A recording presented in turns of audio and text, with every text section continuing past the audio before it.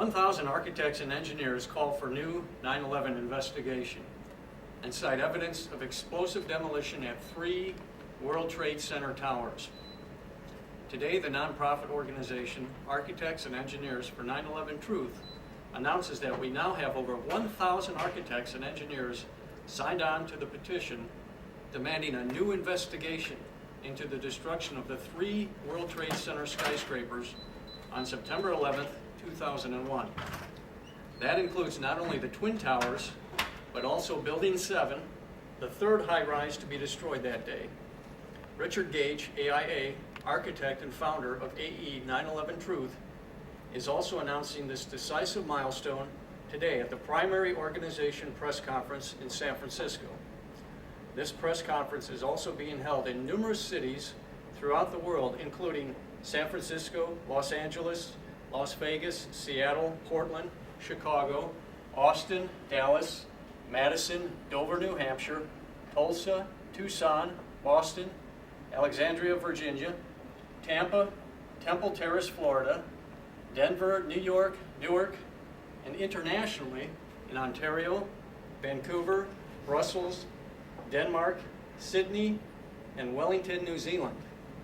After careful examination of the official explanation of the destruction of these 3 buildings, along with the eyewitness and testimony and forensic data that was omitted from the official reports, these professionals have concluded that a new independent investigation into these catastrophic events is both necessary and essential to the preservation of our democracy. Mr. Gage is delivering more detailed news about this major development and is accompanied by signers of the Architects and Engineers for 9/11 Truth petition at the San Francisco press conference.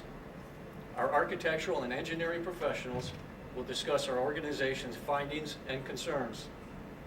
A brief outline today of the explosive evidence compiled will be followed by the opportunity to ask questions.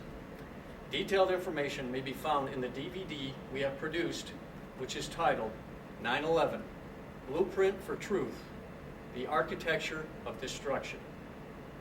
It is available on our website, ae911truth.org, which analyzes the scientific forensic evidence concluding that the 3 World Trade Center skyscrapers in New York City were demolished with explosives in a controlled demolition on 9/11. We base our conclusions solely on forensic evidence. Mr. Gage notes, the official FEMA and NIST reports provide insufficient, contradictory, and fraudulent accounts of the tower's destruction. Therefore, in addition to a new investigation, we are also calling for a grand jury investigation of the individuals responsible at NIST, the National Institute for Standards and Technology, including lead investigator Shyam Sunder and co-project leader John Gross. The destruction of the 3rd high-rise on 9/11, World Trade Center 7, a 47-story building which was not hit by an aircraft, came down in pure free-fall acceleration for more than 100 feet, a significant fact that NIST has been forced to admit due to research conducted by our AE 9/11 Truth petition signers.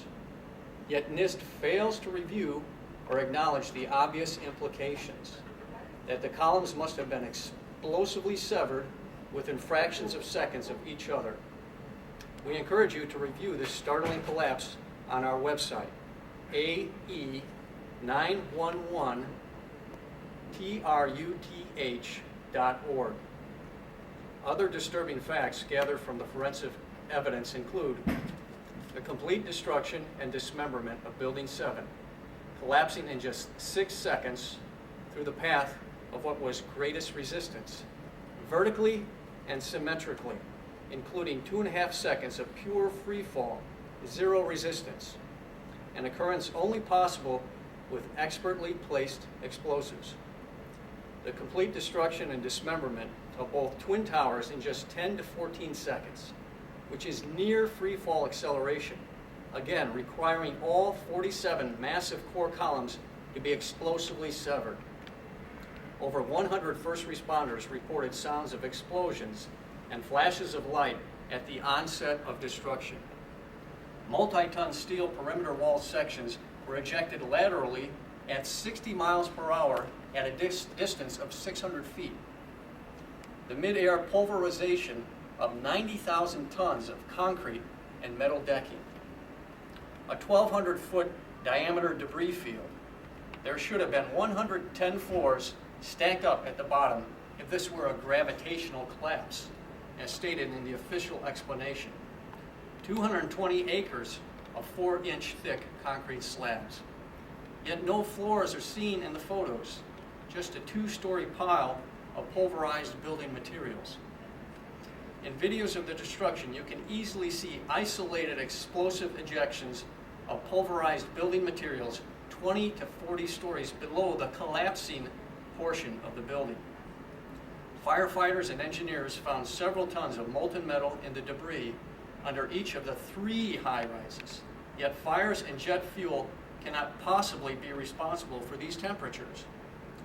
FEMA documents in their May 2002 BPAT report, Appendix C, the melting of steel beams, saying they were like Swiss cheese. Evidence of thermite incendiaries has been found by scientists in the previously molten iron, steel, and samples of the dust that blanketed Manhattan. Evidence of advanced explosive nanothermic composite material was found in the dust samples by an international team of scientists. This substance is manufactured only in the most sophisticated defense contracting laboratories. Let me repeat that. This substance is manufactured only in the most sophisticated defense contracting laboratories. I'm sorry. If the official conspiracy theory were true, nanothermite should not be found in the World Trade Center dust. There is no precedent for steel-framed high-rises collapsing due to fire. AE 9/11 Truth's conclusions are shared by thousands of scientists, senior-level military, intelligence, and government officials, pilots and aviation professionals, firefighters, scholars, and university professors, 9/11 survivors and their family members, and other professionals around the world. You can check out several different websites: patriotsquestion911.com, firefightersfor911truth.org, journalof911studies.com. The implications are enormous and have the potential for profound impact on the forthcoming Khalid Sheikh Mohammed trial. Today, every member of Congress will be receiving the AE 9/11 Truth petition with every one of the 1,000 architects and engineers for 9/11 Truth. And we will be delivering it to Congresswoman Judy Biggert. The implications of controlled demolitions of the World Trade Center point toward treason. We are reminding U.S. public officials that misprision of treason is a federal offense, committed when someone who has knowledge of the commission of any treason against the United States does not inform the President, a federal judge, or state governor or state judge. It is punishable by a fine and up to 7 years in federal prison. The 9/11 Truth movement, which Time magazine in 2006 called a mainstream political reality, continues to gain momentum. As AE 9/11 Truth's own influence grows, Richard Gage, AIA, has embarked on well over 130 speaking events, covering 20 states and 13 countries, including Australia, New Zealand, and Japan at the end of 2009, as well as here in Chicago. Our organization regularly attends architectural conventions, most recently in San Francisco, Washington, D.C., and Richmond, Virginia. We're educating hundreds of architects and engineers, and sharing the research systematically has resulted in new signatories to the petition and additional support for a new independent investigation. He has been interviewed by print and broadcast media around the world on this topic, including BBC, CBC, Nat Geo, Fox TV, KBDI, PBS Colorado, and others. Samples of this coverage can be found at our website, ae911truth.org. Thank you for coming today. We will answer your questions now.